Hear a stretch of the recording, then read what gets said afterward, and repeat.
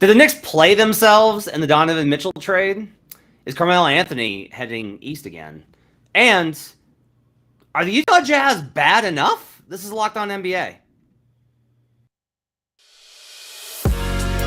You are Locked On NBA, your daily NBA podcast. Part of the Locked On Podcast Network, your team every day. Welcome to Locked On NBA, your daily source for all things NBA from the Locked On Podcast Network, your team every day. Thanks for joining us and making us part of your week. Really appreciate it. We're free and available on all platforms, including YouTube, where you can catch a video version of the show. My name is Matt Moore. I'm the senior NBA writer for the Action Network and co-host of Locked On Nuggets. His name is Tony East. He just drove in from God knows where and is very tired as we record this late on a Monday night on Labor Day, but there's no break in the labor here on Locked On NBA. You can find his work at TEastNBA, and you can also catch him on Locked On Pacers. Tony, how was your holiday? I left right when Donovan Mitchell decided now is the time to get traded to the Cavs, so didn't get to read too much into that. Came back to the Knicks scrambling, the Cavs excited, the Jazz have every pick under the sun for the next 8 years. It was the perfect time to miss everything. Of course, I wait till right before something happens. Yeah, a lot of things. Like the division looks a lot different from when you left. So we've obviously had you covered here on the podcast about a number of things. We're going to talk about some more, though, because it is the dominant news story still, in part because this is a slow time of year, and also because I still think that there's more fallout, and we continue to kind of hear about that fallout. And what we're going to talk about first up is a number of reports on Monday. The Knicks are pretty bummed about how this whole thing went down, as you can imagine. Adrian Wojnarowski of ESPN on the Woj report reported that the Knicks expected for the Jazz to circle back. Like, okay, sure, they cut off talks after the RJ Barrett extension, but surely after they got this other offer from Cleveland, they'll give the Knicks another chance to match it. And instead, they didn't. They never called back because from the Jazz perspective, rather, it was once they made that deal for RJ Barrett, it was done. That's it. It's just done. That was that. They were like, okay, that's it. So my question, Tony, is as we look at how this went down, where the Knicks and the Jazz negotiate for months and months and months, and there's kind of this expected, the Knicks are gonna end up with Donovan Mitchell. Eventually, this will get done. It's just a matter of what and how and where. And from my outside perspective, and like I haven't checked with any sources on this. This is just me reading tea leaves. That my read on it is very much that the Knicks thought, okay, finally. This time, we're going to get the best of the deal. We're not going to give up all the stuff. We're going to get the best deal possible. To the point where they give RJ Barrett the extension and essentially take him off the table. And go like, oh, hey, here's maybe our best young prospect. It could be included in the deal. Nope, sorry. Can't include him. I guess we're going to have to do the deal without him. And the Jazz said, oh, well, that's fine. We'll just go do this other deal. There was some reporting, Rick Bucher from Fox Sports reporting a little bit that there was some consternation about whether or not the Jazz did that on purpose to basically not send Mitchell to New York. That's would be a very petty move for a franchise that's got kind of longer term aspirations, but it's an interesting kind of sidebar. I guess my question for you is, did the Knicks play themselves a little bit here by overextending their leverage? This is one of those long-standing trade things that kind of reinforces one of my bigger beliefs in superstar trades that always pops up. Every time one of these superstar trades or one of these superstars requests a trade, there's a lot of talk of who has the leverage? Where's the leverage? All this stuff. And to me, the answer is always the team trading away the star because they currently have that player under contract. So there's a lot of like, oh, the Knicks have all this leverage. They have the perfect package and all the pieces and all this stuff. And Donovan Mitchell likes New York. And it's like, no. The Jazz have Donovan Mitchell. They have the leverage. They could just keep him. And so to me, when you read the reports that the Knicks made an offer for Mitchell on July 1st before they re-signed Mitchell Robinson, right? That the first reported offer that Woj said was Mitchell Robinson included in the sign and trade and Barrett and these picks and stuff. And then they keep negotiating, and then they set this random ultimatum in late August of, okay, if we don't get it done today, we're going to extend RJ Barrett. Why are the Knicks the team setting ultimatums. They don't have the leverage. The team with the star always has the leverage. So to me, the way they played themselves, at least from my perspective and reading other people's reporting, I won't claim to know everything. As you said, you haven't talked to anyone either. But, to me, reading the reporting, it's like the Knicks almost, to me, acted from a spot of like they thought they had him.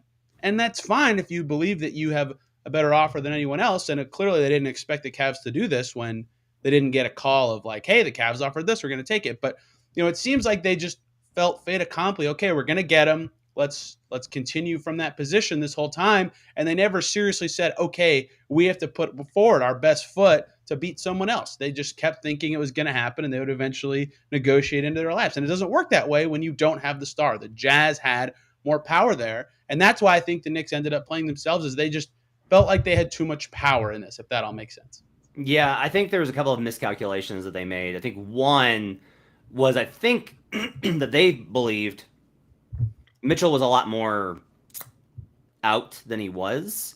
Like, the Jazz could have kept Mitchell, and Mitchell probably would have been like, okay, we'll see how it goes, and then if it doesn't go right, maybe I'll demand a trade.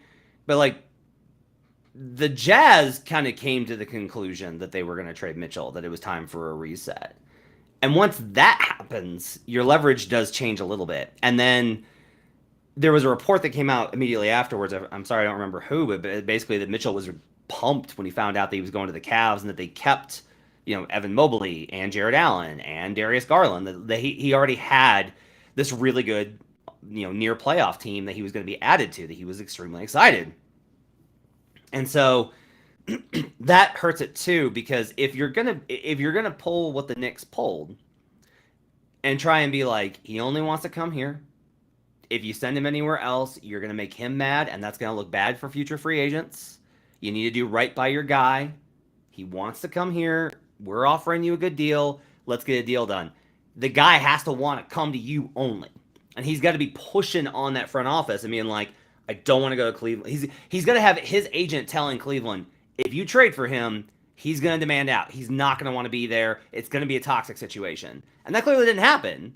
So now the Jazz have like multiple options. It seemed pretty clear that Donovan Mitchell was like, yeah, a lot of places sound good. I don't mean to reduce it this way, but it to me really does sound like Donovan Mitchell was like, anywhere Rudy Gobert is not sounds good. That sounds like a great place for me. Is anywhere Rudy Gobert is not. And so from that perspective, the Knicks trying to like push. And I do wonder how much of this, like, there's history here. They got worked in the Carmelo Anthony deal. Worked in that deal 11 years ago. Where the Nets, I honestly partially think that the Nets were only involved in those talks to make sure the Knicks gave up more for what they did for Carmelo. Because they gutted a really good team. When it was like, everyone was like, why? Like, he doesn't want to go. You're the only suitor. He doesn't want to go to the Nets. So what you're saying about the team having a star player, I think it's different if that star player is actively asserting power and going to make things uncomfortable. But that was never the impression. And it's one thing if that player is like, I only want to go to that location. But again, not what happened. And in doing so, the Knicks tried to play it cool and not nix themselves by giving up too many assets. And in doing so, they still nixed themselves. Yeah, I think you're right about that. And I think you're right about everything about Mitchell being, his psyche mattering a lot in this too, where he would have played. I think he would have played for the Jazz this year if they had kept him around. I think he would have played anywhere. And I don't know if the Knicks took that necessarily serious enough. And, sometimes when you see these, the Wizards are interested, the Heat, it's like, okay, maybe they are, but maybe that's just a leverage play. But I think that they actually had some serious inquiries for Donovan Mitchell, and they took the best one. And it kind of falls in line value-wise and assets-wise of what they got of a really similar package to what they got for Gobert, right? A draft pick from this past season in Ajabi and a bunch of unprotected picks and like good vets that they can flip in the future. Whereas like the Knicks could have offered the pick part, but not necessarily like the recent draft pick because they traded away their own pick on draft night, and the veterans that could be flipped in the future, not necessarily the strongest groups there unless Derrick Rose was involved, and I never heard his name in this. So like maybe they did offer what they thought was the best, but maybe it's not exactly what the Jazz wanted too, and that's another part of them just thinking maybe too highly of their package this whole time. Let's take a break, and we're going to come back, and we're actually going to come back to Carmelo Anthony because he's back in the news. We'll talk about that when we come back on Locked On NBA. But first, I got to tell you about Built Bar. If you haven't tried the Built Bar Puffs yet, you're depriving yourself of one of life's greatest joys. And there's a new flavor. Are you ready? Delicious, indulgent cookie dough covered in chocolate. That's right, Built's done it again. Let me introduce you to your new favorite, the Cookie Dough Chunk Puff. The Cookie Dough Chunk Puffs have a light and chewy texture, real cookie dough chunks, and of course, they're covered in 100% real chocolate. All the joys of eating cookie dough without the hassle of making it, and it's actually healthy for you. They've only got 160 calories, and they've got a whopping 15 grams of protein. Run to Built.com to snag a box for you and the family. It'll be the perfect treat, or you can just find a really good hiding place and keep them for yourself. What's great about Built is that all their bars are made with collagen protein, which your body absorbs more efficiently and provides tons of health benefits. Eat something that tastes good and is good for you. You're going to love the new Cookie Dough Chunk Puff. Whether you need a snack for your workout, a late night treat, or you just need to grab a quick bite, Built is the perfect protein bar, and they taste better than a candy bar. Ditch the calories, fat, and sugar, and grab yourself a Built bar. Go to Built.com and use promo code LOCKEDON15, that's LOCKEDON15, and get 15% off your order. That's promo code LOCKEDON15 for 15% off at Built.com. We'll be right back on Locked On NBA.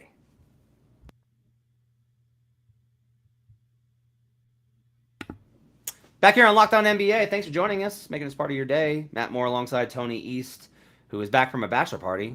And boy, are his arms tired. I don't know why I said that. I don't know why I made that joke. But still, Tony's very tired. He's hanging in there. He's powering through on a Labor Day to get this show done for you. That's how much he cares about bringing you the best in NBA coverage. Make sure to check out all the shows throughout the week, including John Corrales and Jake Madison tomorrow, as I'll have more on this story, which is the Boston Celtics are reportedly ramping up their interest in Carmelo Anthony after Danilo Gallinari, who they signed, suffered an unfortunate ACL tear and is going to be out for the duration of the season. They are looking for options to go ahead and replace him. And it seems Carmelo Anthony is gaining a lot of steam as a potential replacement option. Melo obviously spent last season with the Los Angeles Lakers and got off to a really hot start. He was shooting the lights out from early in the season, prompting much of Twitter to go, "You told me this man couldn't play? You told me this man was out the league?" Comments that were quietly less prevalent as the season went on. And of course, Melo's shooting dipped down, and the fact that he's, 36 and can't defend, and these are problems, all kind of came back to the surface. So my question for you, Tony, is Carmelo Anthony a good fit for the Boston Celtics?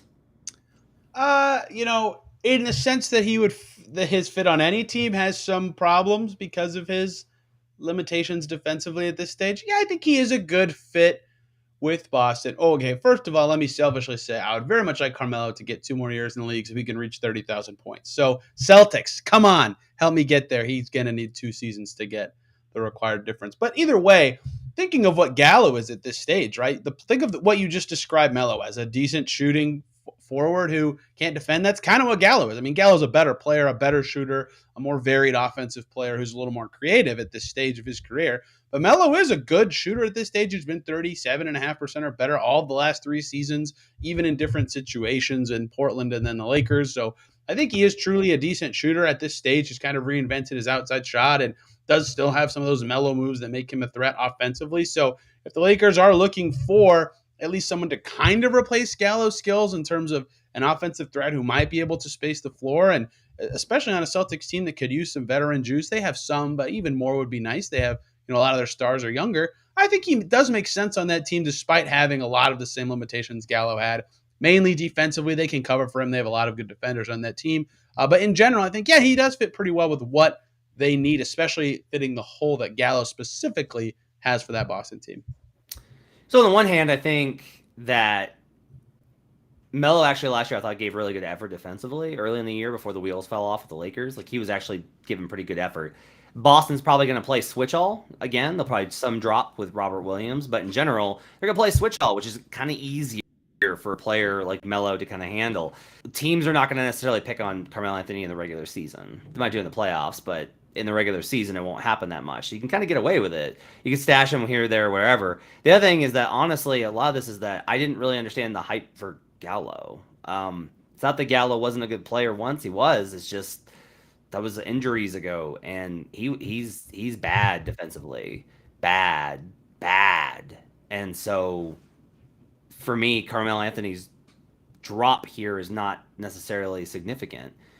Is Gallo a shiftier scorer? Yeah, he's got a little bit more slither left in him. Is Melo more of a pure shooter? A little bit, I think, still. Gallo, I think, is a little bit inconsistent from range versus Melo, I think, can probably be a little bit more consistent. It's not ideal. Neither player, I think, honestly, can be in a playoff series beyond the first round. I don't think Gallo could. So if your expectation was Gallo needed to be a major contributor to the Boston Celtics next season, they're in just as much trouble as they were before he got hurt. It's still a problem because that was an issue inherently.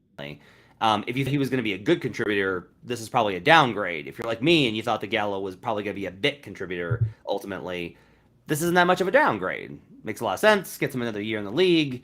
Will be fun to see him in Celtics colors after all the Knicks years. I'm sure that's going to just drive a dagger into Knicks fans' heart. But it's kind of an interesting kind of idea. Part of this is just like there's not a lot left on the market. Like small forwards, a lot of the deals you're seeing this. A lot of the remaining young prospects or guys that were fringe are starting to take deals in Europe. They want the guaranteed money for the season, and so you're starting to lose a lot of guys. There'll be other options throughout the season if the Celtics need to make a move, but as an emergency plug-in option, I think Carmelo Anthony works out pretty fine. Yeah, Gallo in the postseason setting specifically is interesting because go back 2 years ago to Atlanta's conference finals run, like he was in the rotation every game for a lot of that run, but his defense was bad for that time. I don't want to say like he's serviceable in the postseason. What kept him in is he was burying threes that whole postseason, right? 18 games, over 40% from deep. Like that's good enough in a bench setting alongside Trae Young in a decent Nate McMillan system that year. The Hawks were perfectly clicking at the right time to stay in the game even without much else. He was just canning his 5 threes a game. Great. He's going to hit 2 of those. He's going to give us 13 points. He's never going to miss a free throw. Great. Like you can play that guy. Even last year, he did okay for them in the playoffs, but not as good, right? They played him fewer minutes. He shot worse from 3. So looking at Melo, it's kind of similar, right? With Portland, similar deal. I mean, they didn't have a conference finals run in them, but even with miserable defense, he's playing half the game basically because he's hitting 38% from deep on 6 attempts from 3. I hate to limit Carmelo to just like a shooter, but if he can shoot threes at an above average level, even in the postseason, I think, yeah, his defense stinks, and you shouldn't try to play him half the game like they were in Portland, where he reached 24 minutes. But 15 minutes a game, if he's hitting 40% of his threes, that's fine to me. Like you can get away with that guy for that little of time in the postseason, and the Ime Udoka, that Celtics team showed that they're pretty much fine with anybody out there. Last game, they stole some Peyton Pritchard minutes, they stole some Aaron Nesmith minutes, not too much. Like I think they can get away with it. Just the older he gets, the lesser that minutes number can be. It was about 23.8. Last time he played in a postseason setting, that was 2 seasons ago. So I think he can give them something, but not a ton, if that makes sense. It does make sense. Yeah, look, if Melo winds up swinging 4 games in a season, like he winds up swinging 4 games because he comes in and in the third quarter he hits 4 threes and is doing the tap to the dome, right? It's probably worth it. Like, that's all you're really asking for is like, can you give us 4 great quarters over the course of a year and play in case there's a lot of injuries? If there's a lot of injuries, can you give us some minutes at center and power or at power forward and small forward? And then the answer's probably yeah. Like if Al Horford needs to take a night off, okay, you could probably plug in Carmelo Anthony into some of his minutes while also probably playing smaller and get away with it. That kind of works. And so trusted vet makes a lot of sense. I think that's ultimately not a bad deal. Let's take a break. When we come back, I got a question for Tony about the Utah Jazz after the trade and whether or not, honestly, are they bad enough? We'll do that when we come back on Locked On NBA. Final segment here on Locked On NBA. Thanks for joining us, making us your first listen each and every day. We are free and available on all platforms. Check us out all throughout the week here on Locked On NBA. Final segment here with Tony East. You can follow him on Twitter at TEastNBA, TEASTNBA. Great coverage of all things Indiana. Absolutely just awesome stuff. I love Tony. He's just the best. Glad to have him with me on Labor Day. So Tony, I was watching Lauri Markkanen in Eurobasket because I'm a degenerate person on Labor Day. That's what I did. Was watched Lauri Markkanen get thumped by Nikola Jokic's Serbia on Monday in Eurobasket play. And Markkanen came out and actually had some like really great moves. Like he was running point some and making transition plays and like just challenging Joker in the post, and they got destroyed. Like Finland got destroyed, as you would kind of expect versus a pretty loaded Serbia team. But like, it was just a reminder of like, you know what, Lauri Markkanen is a really good player now. Like, he's really come into his own. He came out of that kind of dark period in Chicago, rebuilt himself, and last year we all were like, really, you're gonna go with three bigs, Cleveland, and it worked. It worked with Lauri Markkanen and Evan Mobley and Jared Allen all playing together. But now he gets shipped to Utah, and there's this idea like the win total for Utah went way down at the betting books, and there's kind of this expectation that the Jazz are going to absolutely tank their faces off and try and get in the conversation for either Victor Wembanyama or Scoot Henderson, depending on who you think is the number one. And that makes a lot of sense. It's hard to necessarily say that their direction is built towards winning, but when I looked at their roster, and I'm doing a lot of work on win totals and trying to figure out how good these different teams are, I'm basically doing like off-season reviews. One of the things I ask a lot, Tony, is like, how many NBA players do you have? How many guys do you have that I know are going to be in the league in like 3 years that are good enough to keep a roster spot in the NBA in 3 seasons? And if you look at the Utah Jazz roster, there's a lot of these guys. Mike Conley, Bojan Bogdanovic, Colin Sexton in the sign-in trade, Lauri Markkanen, Jared Vanderbilt, who at times started last year for a playoff team in the Minnesota Timberwolves, Jordan Clarkson, 6th man of the year, Beasley, pure shooter, absolute pure shooter, first-round pick Ochai Agbaji, okay, THT, who just recently was like the star young prospect asset for your Los Angeles Lakers, still probably a rotation player. Nickeil Alexander-Walker, I think probably is a rotation piece. And I actually really like Udoka Azubuike. I actually think what I saw from him last year, I really liked a lot of what I was able to see. And that's before we get to guys like first-round pick Walker Kessler, who got included in the Jazz deal with the Wolves. Leandro Balmaro came over and has signed a deal. You've got various guys that have come over from Europe and Rudy Gay. So you have like a lot of players that are not guys that you're like, they're not top, I don't know. Mike Conley's a tough one.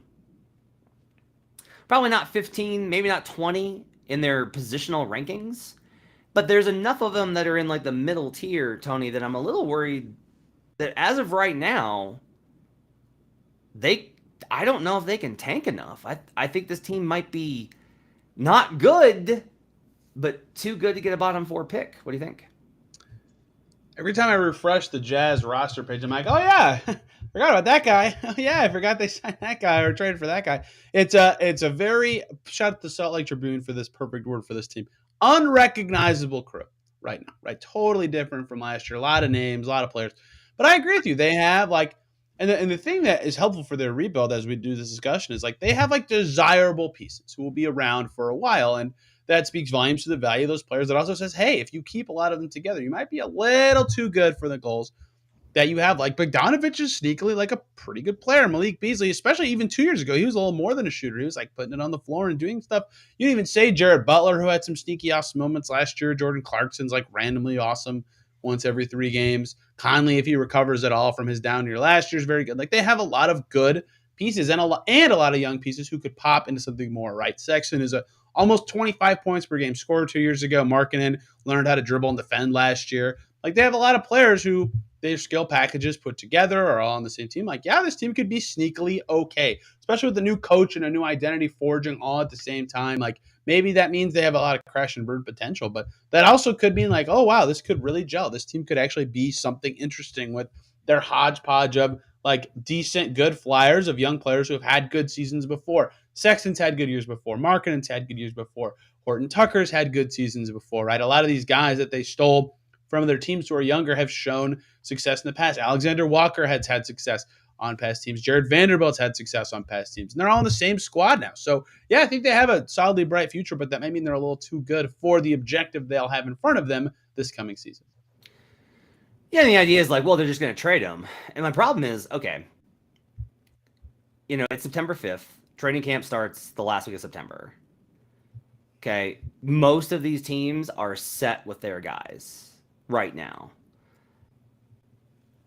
And I've talked to a number of GMs who, whenever I ask about trade ideas, they're like, well, we're going to see, you know, if somebody gets hurt or they realize their team's not any good, like we'll circle back. but they all know that, and they all say that, so none of them want to be the one that panics and makes the immediate deal. So they kind of like, there's this big push to try and ride the wave out so that you don't be the guy that makes an impulsive trade. I'm also trying to find teams that are like, yeah, no, we need Bojan Bogdanovic. Like it's not that he's not good. It's just finding teams where it's like, that's what we need, or like, really got to get that guy.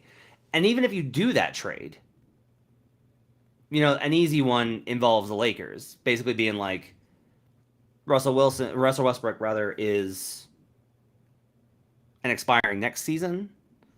Would he take a lesser buyout if it meant getting out of Utah? Maybe. So if they do a deal and they've got the salary to throw around because they got Mike Conley's deal, like you can do that deal, okay. And even if you say like, we're telling Russ not to come, we're gonna try and find another location for him. We're gonna try and move him somewhere else. Okay, sure, you've taken 2 players and turned it into a 0. That's probably helpful for your tank initiative. You're still looking at like Colin Sexton, Jordan Clarkson, Lauri Markkanen, Jared Vanderbilt, 14th overall pick Achai Agbaji. That, again, it's not that this team is going to be good. It's that, is Jordan Clarkson, Colin Sexton a worse starting backcourt in terms of winning NBA games right now than Jalen Green and Kevin Porter Jr.? Probably not. They have more experience. Experienced guys win more, or whoever it is that the San Antonio Spurs are going to be starting, or even, really, I think that the Magic have some upside, but you can probably argue Jalen Suggs and Markelle Fultz. You could probably make the argument that Colin Sexton's like the most certified of any of those combinations. And so I kind of wonder how it is the Jazz are going to, I don't know how they can be aggressive enough with what right now is a league that's like, no, we're good. We feel good about the team we've got. We want to see how this looks. Maybe by November, December, there's enough to shake some of this loose. But I am kind of worried that they have too many NBA caliber players to accomplish the goal. I don't know that we know this for certain. Like, we all kind of assume that Danny Ainge is gonna, and I want to be very clear, Zanuck for the Jazz are gonna like aggressively maneuver for the draft. What if they come out and they win, like, I don't know, let's say that they're 500 on December 1st. Like, at what point are you, like, how do you get that team bad enough? I think is kind of the question. Yeah, the timing's really difficult, right? Like a fake trade I saw, and I usually hate fake trades. Doesn't really go, oh, that's not bad. Was Davis Bertans and either a first or Josh Green for Markkanen, right? Like that. Oh yeah, that makes actually makes pretty good sense to me.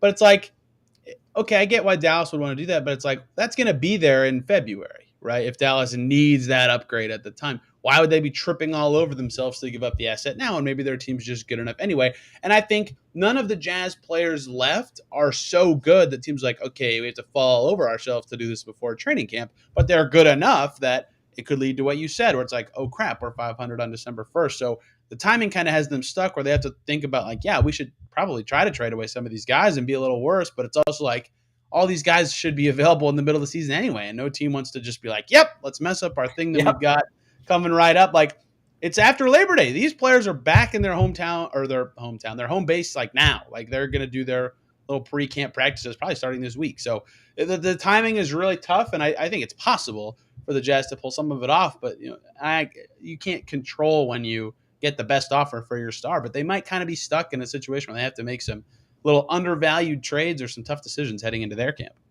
Now that we said this, they're going to trade like half the roster tomorrow to the Lakers. That's what'll probably happen. All right, let's go wrap it up for Locked On NBA. Thanks for joining us. Again, you can follow Tony on Twitter at TEastNBA and catch his work over at Locked On Pacers. You can catch more Nugget stuff from me over at Locked On Nuggets and all my work in the Action Network app. Thanks for joining us, everybody. Have yourselves a great week, short week after the holiday. Enjoy it. See you guys again next time on Locked On